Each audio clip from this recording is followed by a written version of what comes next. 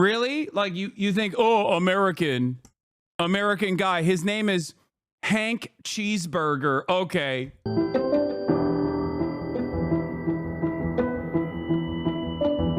All right.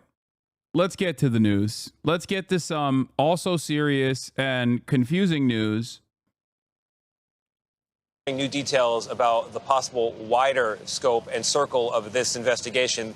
There's the attack here in New Orleans. There's also the Cybertruck that exploded just outside the Trump International Hotel in Las Vegas. And Andres Gutierrez is in Las Vegas for us with that part of the story. Andres, good morning. Good morning, Tony. Sources tell CBS News that the Cybertruck was rented to a Matthew Livelsberg, an active duty member of the U.S. Army who is currently on leave. CBS did speak to two of his relatives who said that they had no idea that he was involved in this incident, but knew that he had recently rented a Cybertruck. We're told that his wife hadn't heard from him in several days. This was the scene from inside the lobby of the Trump International Hotel just after 8:30 Wednesday morning. A 2024 Tesla Cybertruck engulfed in flames in the valet area just outside the main doors. We saw sparks. It was pretty fast. This surveillance video caught the moment that Cybertruck exploded. I just heard a boom. Oh my God. Investigators say the truck had just parked at the hotel. It was sitting in the porte cochere for about 15 seconds before it exploded. It was like a firework. It was popping sound, bang sound, and a lot of sparks fly. As police moved to evacuate the 64-story hotel, firefighters worked quickly to put out the fire. Once the fire went out through the suppression efforts of the fire department, you'll see some of the evidence in the back of the vehicle. So those are gasoline canisters, they are camp fuel canisters, and large firework mortars. Police also said that because this explosion happened in a Cybertruck, the damage was very limited. Tesla CEO Elon Musk explained why in a statement on social media, writing, quote, "The evil knuckleheads picked the wrong vehicle for a terrorist attack." Like, what's the right vehicle for a terrorist attack? Like, it doesn't. It's a strange way to talk about things. Also, Elon Musk had to change his account immediately. Remember, he changed his name to like Kekius Maximus or whatever. Unfortunately for him, this happened, so he couldn't keep his account as Kekius Maximus, and he had to change it back to Elon Musk immediately to do PR. Right to privacy folks who own Teslas must be thrilled to learn that Elon records footage of them at every charge up. Apparently, he also has the digital keys to all the vehicles in case any corpses need to be removed. The sheriff said Tesla CEO Elon Musk helped the investigation by having the truck unlocked after it auto-locked in the blast and giving investigators... Yeah, I think it's pretty funny for... like, obviously, it's not necessarily like a bad thing that... like, there is some sort of, like, fail-safe. But it is funny that it auto-locked during the blast. Elon was like, it's the worst car to kill yourself in. Or it's the worst car to do a suicide attack in. It is the best car to kill yourself in, though. It'll kill you even if you don't want to die, actually. It will auto-lock you. Teslas auto-lock when they're on fire. Auto-lock in case of fire to protect the fire from getting out. Yeah. Yeah. Because if you're on fire inside of a car and you unlock the door and you get out, then you can spread the fire technically. It's a smart move from Elon Musk. The smart move from Elon Musk also is that it's better if the person just dies in this fire rather than survives and then ends up suing the manufacturer, you know? Attack. Cybertruck actually contained the explosion and directed the blast upward. Not even the glass doors of the lobby were broken. And so now authorities are looking into several parallels between this incident and the attack in New Orleans. Besides, yeah, his name change thing was very funny. A story in 4 parts. Kekius Maximus. Imagine you're a journalist. You're writing about Elon on X, and it goes, Elon Musk, aka Kekius Maximus on X, crying, laughing emoji. Elon Musk quote retweets it and says, "This will be priceless." And then this happens, and Elon Musk immediately changes his profile picture and name. Turns out it's not priceless. Turns out maybe it's necessary. What happened? I thought it was going to be priceless when Kekius Maximus was talking about, how Cybertruck is the worst car to do a terrorism in. Is he laughing at his own joke again? I mean, you got to do that sometimes when no one else is laughing. You got to train your audience to laugh. Oh, this was also funny as well. Marcus Brownlee sells his Tesla Cybertruck. Elon unfollows him. This was before the explosion, by the way. Yeah. You are not allowed to sell your Tesla. You're never allowed to sell it. You have to sit on it. It's a timing on New Year's Day. Both involved trucks that were rented from the Turo app, and both did involve U.S.-born military service members who served in Afghanistan around the same time. Officials in Vegas talking now about the Cybertruck attack there at the Trump Hotel. Let's listen in.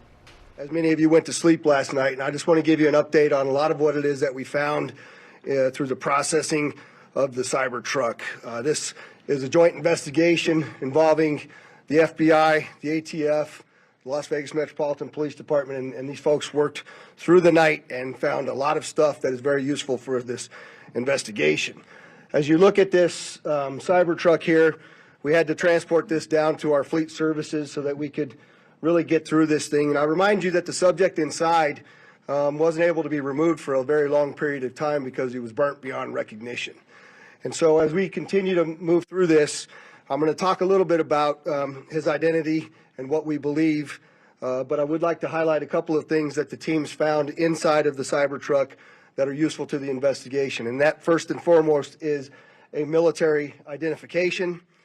We also found a passport.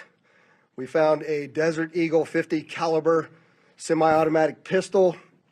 And if you'll notice on a lot of these guns that we're going to talk about here, they're almost just burnt beyond recognition as well. There's a SLR model B30 semi-automatic firearm, number of fireworks that were still in the vehicle that had to be removed. Notably, we found an iPhone. Yeah, I mean, the man suspected of being behind the Tesla Cybertruck explosion in Las Vegas was a big supporter of Donald Trump and voted for him in November. Dude, I don't know what is going on in the United States of America. I'm willing to, I mean, this in and of itself reads very weird. It reads very strange. Okay? This story is weird. It's like, I don't know anymore. I don't know if it's like a psyop, or I don't know if it's a psyop, or if people are just unwell. Like it's a very, very weird story. Okay? Maybe an accident. Dude, I'm not gonna lie. I got nothing. I just don't know. I don't know what the hell is going on. I don't know what is happening. I feel like people are unwell, so it's difficult to ascertain whether or not this is a byproduct of people that are unwell, or if it's, I don't know, the State Department activating a sleeper cell in the wrong time or something. I don't know. But I also feel like one of those like Trump supporters who always is like, after every mass violence incident, like after every mass shooting, they're like, oh, it's a psyop. To do what? I don't know. You know what I mean? If you were to come at me and ask me, okay, what's the psyop? I have no answer for you. Like the ISIS one makes kind of sense from a psyop angle, right? It's like instilling fear about ISIS, but ISIS also doesn't make sense. Like it would be better if you were going to do if I'm the government and I want to manufacture consent and instill fear in the heart of Americans, I would probably not hit an ISIS angle. I would hit a Hamas angle. I would be like, oh, this guy was a supporter of Hamas, or this guy was a supporter of like Iran or something. You know what I mean? Or he's a Chinese supporter.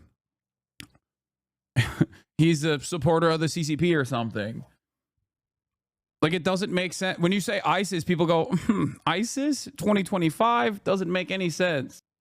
His wife was an anti-Trump person in 2016. Wait, are you talking about NOLA guy or Las Vegas?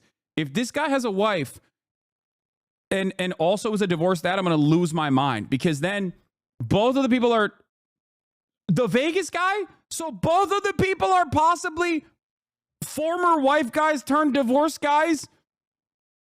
Not divorced. Nola guy was legitimately just an insane psychopath. This one seems most likely like a dumb accident. FBI are in Colorado Springs investigating a lead into the Cybertruck explosion. Dude, I just don't get it. I don't get it. I don't understand what is going on. I'll be honest with you. I'm going to be very, very honest with you. This stuff is just like, I don't know. I'm at a loss. For words here.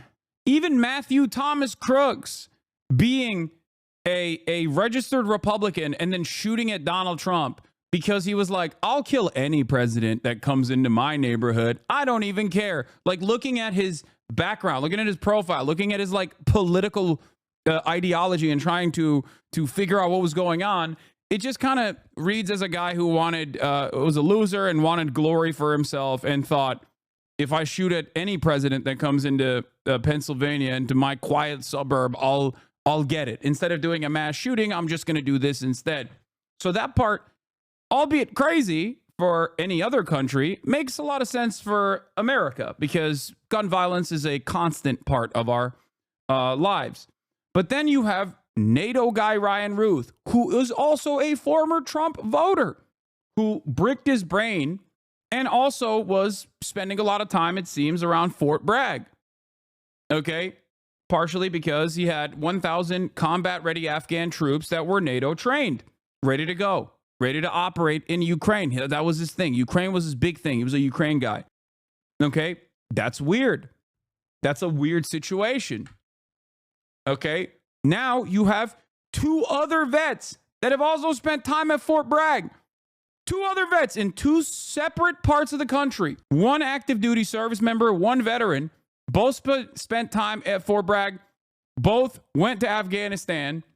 Don't know if the NOLA guy was also a Trump voter, but like they both use Turo to rent cars. They're both electric vehicles. Like, I don't know what's happening. It's weird. Why doesn't it make sense? Why is it hard for you to believe these guys did it in their own? It's not the first time someone or a group of people were radicalized and did an attack and pledged allegiance to ISIS. You sound like a MAGA hog. What is an acceptable reason for you? I don't think you need to be like a MAGA hog to look at a situation like this and go, it's a little odd that the first day of the new year led to 2 veterans popping off in very different ways in different parts of the country. I'm saying that, like, there is a point of radicalization for both of these people, most likely, if this wasn't an accident, because we still don't know exactly what happened here. We don't know what the motive is. We just know the person's background. And it's weird. The background is weird, especially because he's still an active duty guy. The other guy, the NOLA guy, was also a normal dude, which is crazy. Like, he was a very normal dude. He had a life. He had a wife. He had children, I think. Like, he had a career.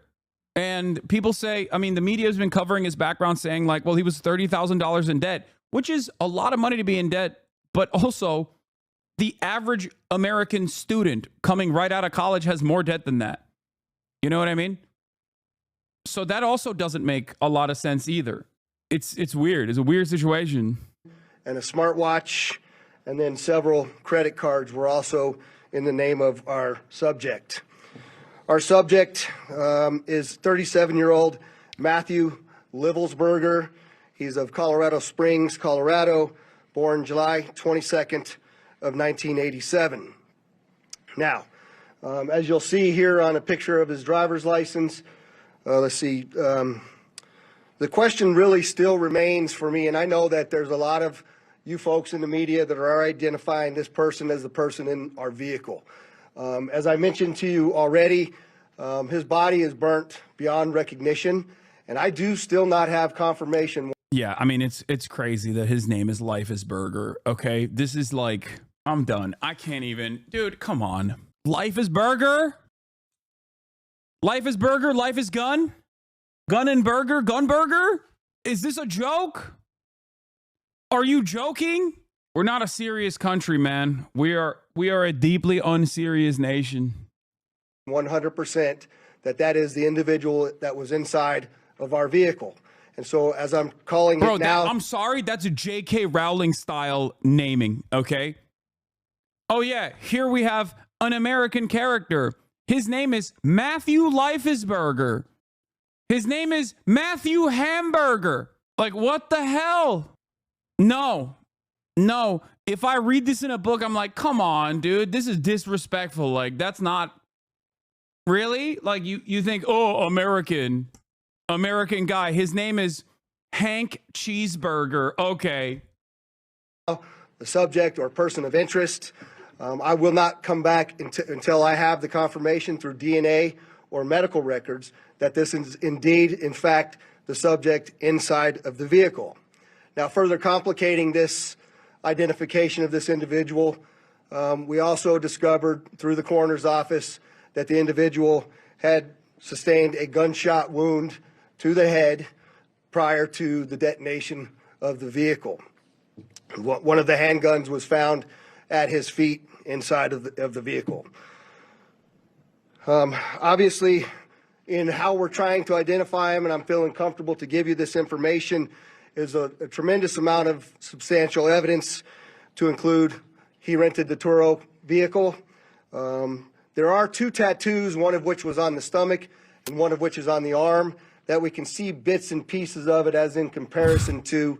That's so crazy that he is just so shredded and so burnt that they're just like, they can't even figure out who the dude is yet completely. It is that we now know he had on his body that has given us a lot of confidence that this is, in fact, the same person, as well as the clearly obvious, which is the credit cards, the military identification, the passport. And then furthermore, as you'll see here in just a very short period of time, we tracked his movements from Colorado to Las Vegas, and in a number of the photographs that we were able to determine, he was the individual that was driving the vehicle. And also, I'd like to iterate this point to you. We still have only ever seen him in this vehicle, and we're not aware of any other subjects involved in this particular case.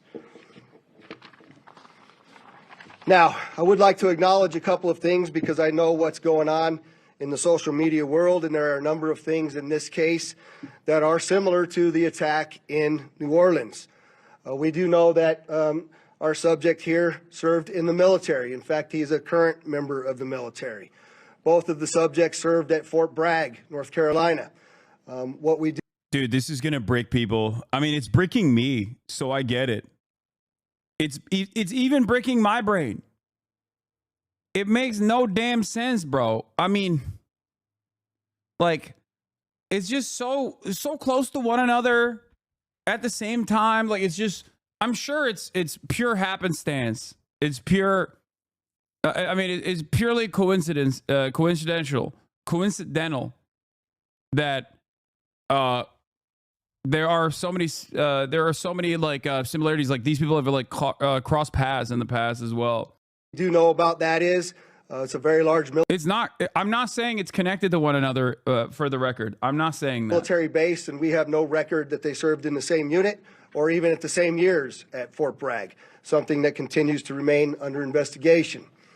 I also know that they both served in Afghanistan in 2009. We don't have any evidence that they were in the same province in Afghanistan, the same location, or the same unit. Again, something else that remains under investigation. And we also know, of course, that they both used the rental company Turo to rent their vehicles. And they're both EVs. They both use EV trucks. That is, if this person actually, by the way, while we're having this conversation, there are a lot of weird parts about the story with Matthew Hamburger guy, okay? It still could be an accident. Like, they haven't really figured out what's going on. Now there's also evidence that he had a gunshot, like a self-inflicted, potentially gunshot wound. So, like, what does that mean? Like, we don't know if someone did, like, how does he accidentally shoot himself? Okay, there's 2 options here. One, electrical circuit failure inside of the Tesla. Okay, here, hold on 1 second. Let me put the conspiracy music on. Matthew Leifesberger arrives at Trump Tower, excited to stay in his favorite president's hotel institution. He's arrived in Las Vegas in a Tesla Cybertruck. He's excited to eat burger at Gordon Ramsay's famous burger institution, also cleverly titled Burger. He's had plans. He's going to put $100 on black. However, he's also brought his weapons with him because Las Vegas, when you go out to Las Vegas, there are a lot of gun ranges that you can go and shoot your gun at. Maybe he's going to hang out with some of his military buddies. He realizes that the fireworks that he brought forth after an electrical circuit failure inside of the Tesla Cybertruck start catching fire. He realizes in that moment that the Tesla Cybertruck has automatically locked him in. Instead of dying to self-immolation, he pulls out his Desert Eagle and kills himself.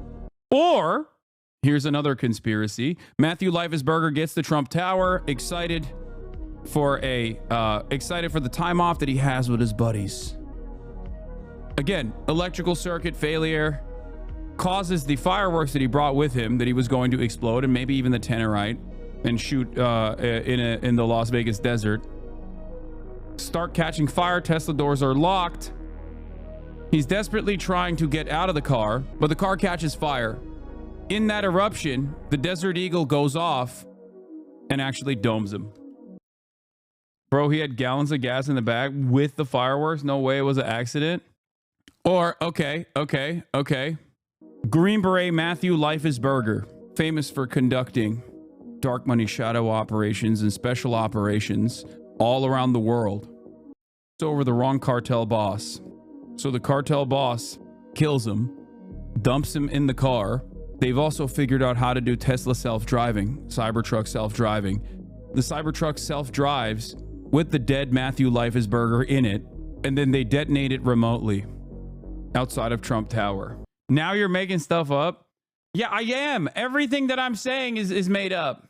But also, yeah, the fireworks and all the guns and stuff, like you might be thinking is weird to bring to Las Vegas.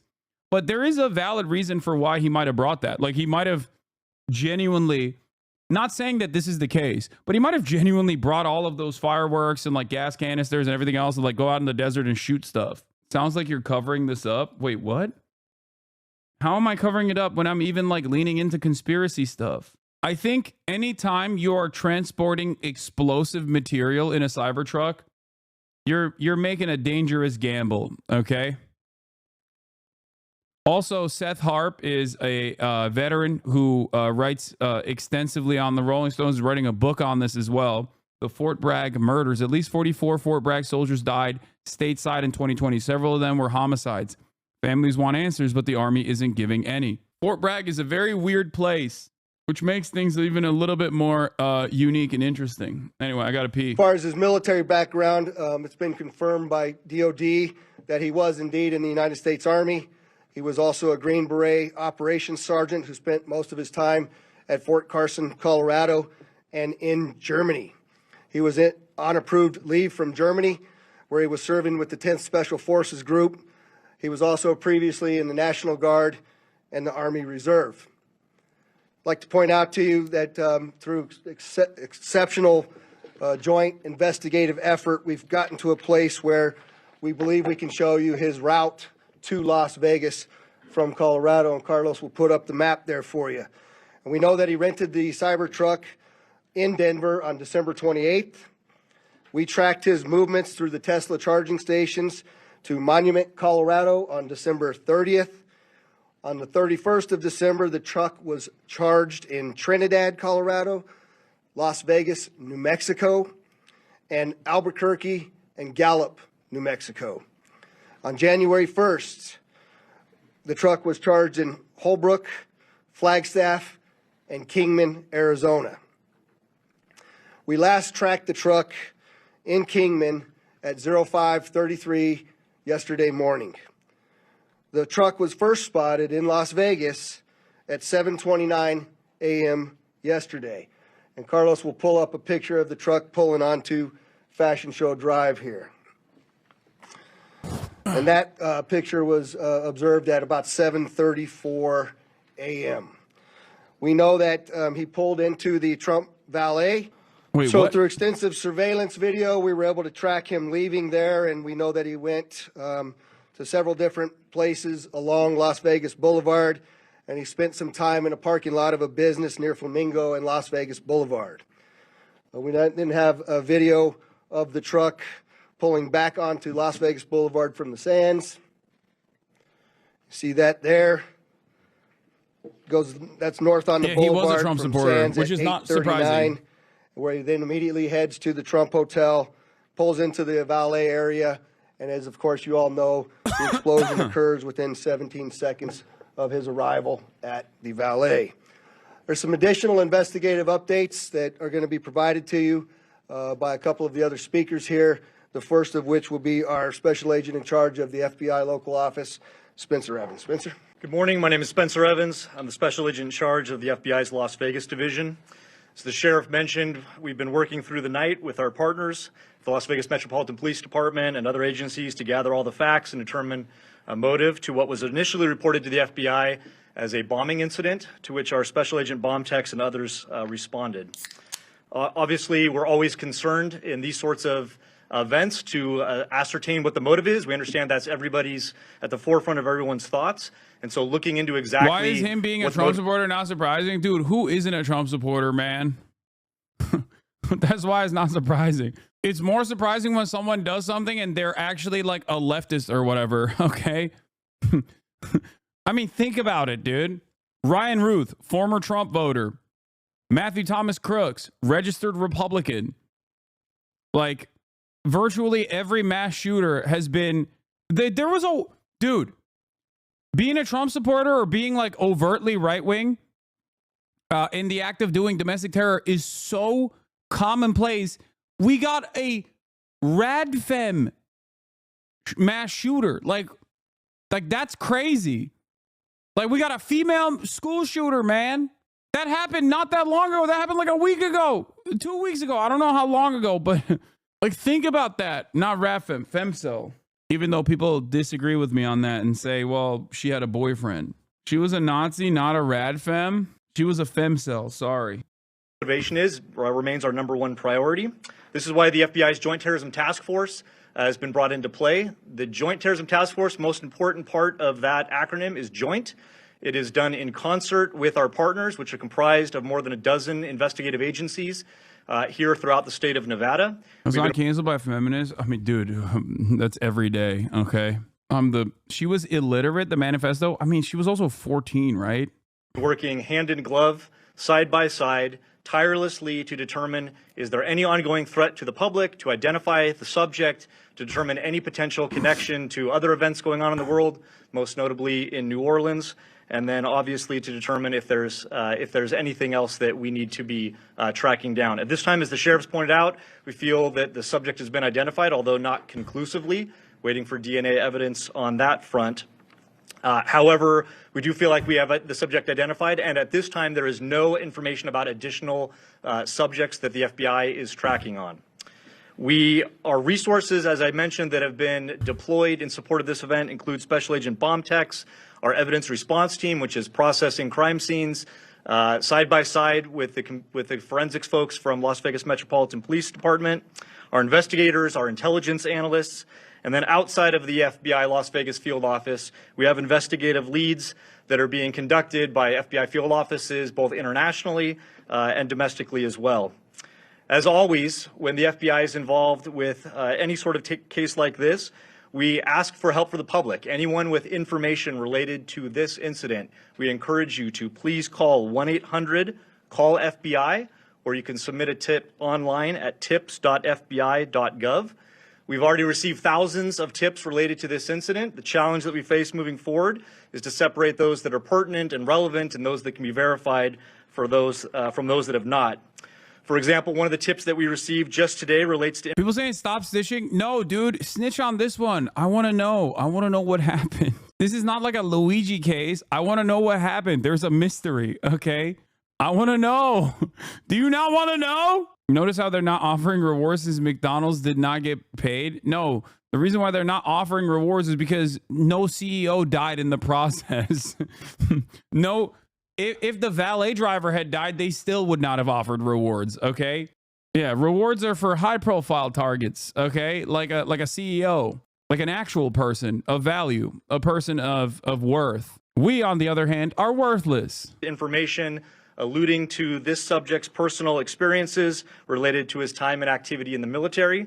Again, that's unverified and uncorroborated, but one of many tips and leads that we will be following. Yeah, also with Luigi Mangione, we immediately knew what was up.